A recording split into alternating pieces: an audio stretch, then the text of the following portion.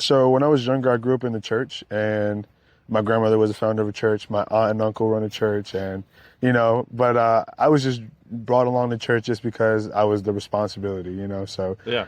as I got older, I didn't really believe in God. I didn't really grow up in like carrying on that faith that was people tried to implant it in me.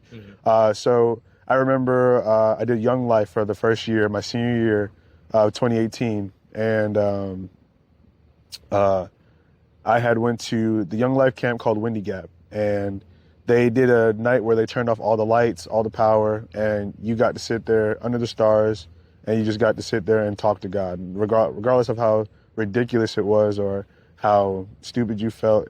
That was when I really knew, like, I felt God, because I was a troubled kid and I went through a lot at the time. So just sitting there and getting out my comfort zone and being at that camp and trying new things and facing some fears that I had was the first moment I really like started to trust God and actually experience God. Yeah. So it was in nature, distractions gone. Mhm. You had to think about your own thoughts, and you had to think about your own thoughts and God. Right. And then you just started. Can you recall what you thought about? And you don't have to do too personal if you Right. don't want, but I mostly just thought about like, is where I'm at supposed to be where I'm at right now? mm, And if it was, give me a sign. mm, And I just became over jealous with like a feeling. We had did worship that night, and I just felt so inclined to worship. Never been the mm, type to get out my comfort zone to yeah, worship or sing along with music, dance along to gospel music. But yeah, that night, like the music really hit me different. And I'm a big music person, hmm, so music hits me like emotionally, it gets me going. oh So yeah, yeah, so I could imagine God was speaking to me through music. yeah. As cheesy as it may sound, but that was one of the moments where I was just like, okay, yeah, like he must be talking to me right now.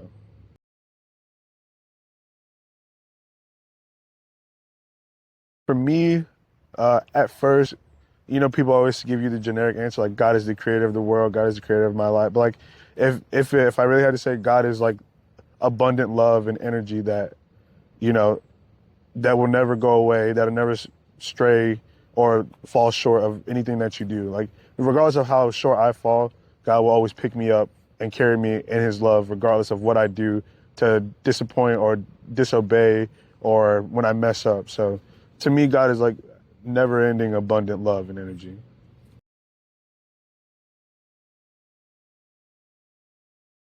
In my life, I've fallen short with my family. I've fallen short Mm, within myself. So it's just kind of like for somebody to still give me the opportunity to be able to go do things I do and touch so many hearts. It's like, how can somebody love me that much and show me that they love me that much in order like to continue to still give me a chance?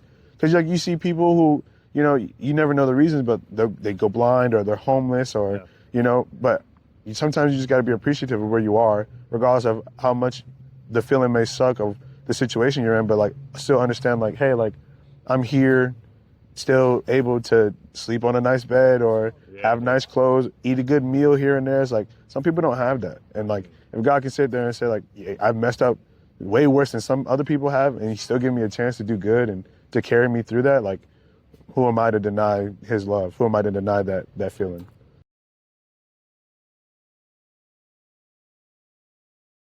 Other people who've done good for me, like I had teachers in high school that used to help me get through like like they helped me get through so much in high school. Like I had teachers pay for me to go to prom. I had teachers bringing me food every day. I had nice. teachers sitting with me after class just to help me out with some homework I had trouble with.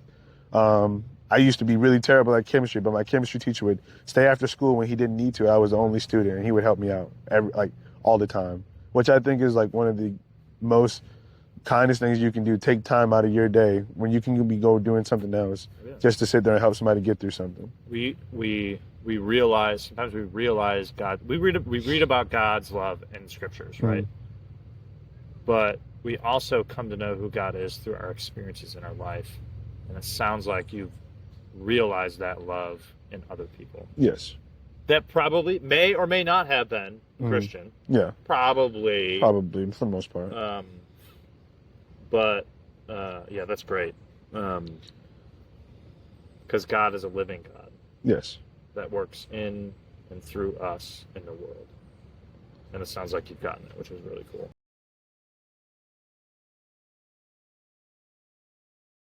wouldn't say he's creating me to be like anybody else, but he is showing me that I need to be like the bridge, like close the gap between people who can't see God and, like everybody says like, well, you need to be Christ-like, but what are we actually doing to be Christ-like?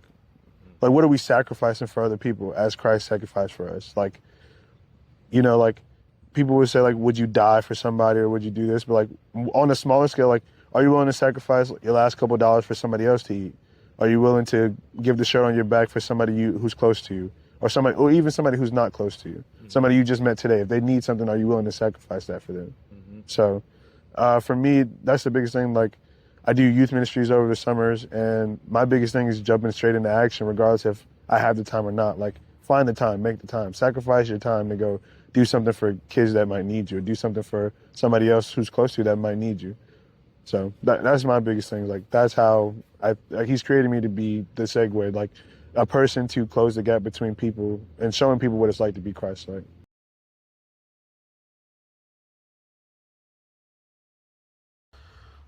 Dude, this one's gonna get a little deep, but Good, dude. my faith has impacted my life. Nah, it's cool. I won't cry. I promise I won't cry. Ain't But, nothing like that lacrosse wasp.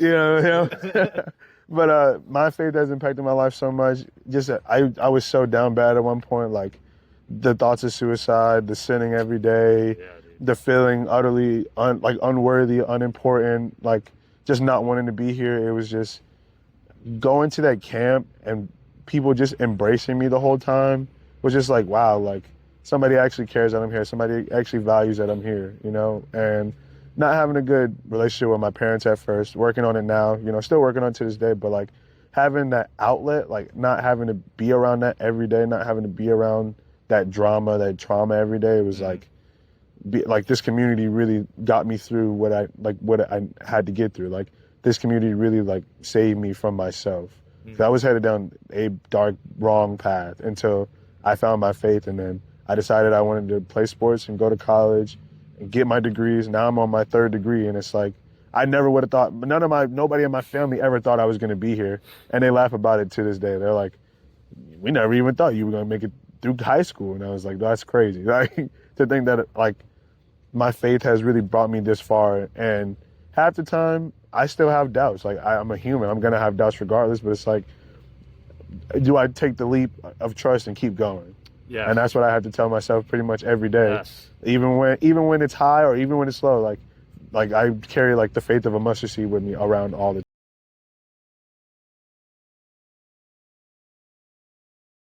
time. Two ways: quality time and cooking for somebody. You stealing mine? No.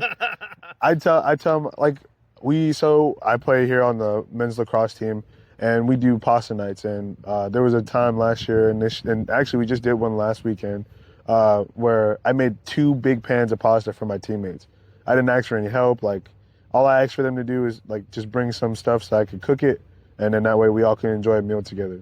And I got to spend time with my teammates and my brothers, and I have people to this day who I value as family to this day. And I've only been here for a year now. So it's like I built a connection that strong just by spending so much time with them.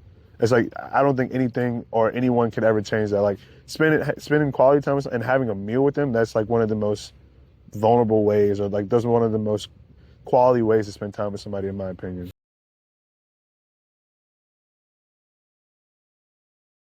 If you're unsure about your faith, or if you're unsure, like I'm unsure every day, and I claim to be a Christian. I got baptized only 4 years ago. So my journey is still my journey. Your journey is still going to be your journey. But as long as you take that leap of faith and you try, you can never say you didn't try. Like you can never say what if. Yeah. So that's like I think that would be the biggest thing. Don't be the what if person. Be the at least I tried. Yeah. At least I'm trying. So I think that would be the biggest thing I could say. Amen. Amen.